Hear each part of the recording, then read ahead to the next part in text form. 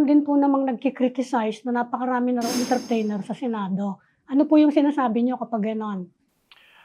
Kasi po talagang, that's their vote, eh. Kaya hindi po ako nakikialam sa gano'n. Ang boto po ay personal sa isang tao.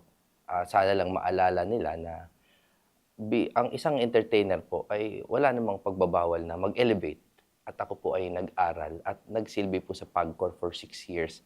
So from the administrative, to the political, and to the legal, marami na rin po akong napag-aralan. Tsaka wala pang singer do'n, puro action stars. Hindi sa totoo lang po, puro sa music naman ako, in fact, hindi ko po tinuturing ang sarili ko bilang artista, pero gano'n po pinagsasama-sama sa utak ng tao kaming mga entertainer.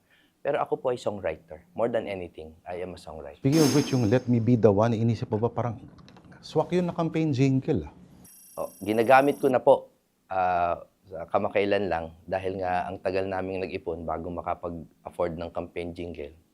Pero yung Let Me Be The One ginagamit namin na Let Me Be The One sa Senado.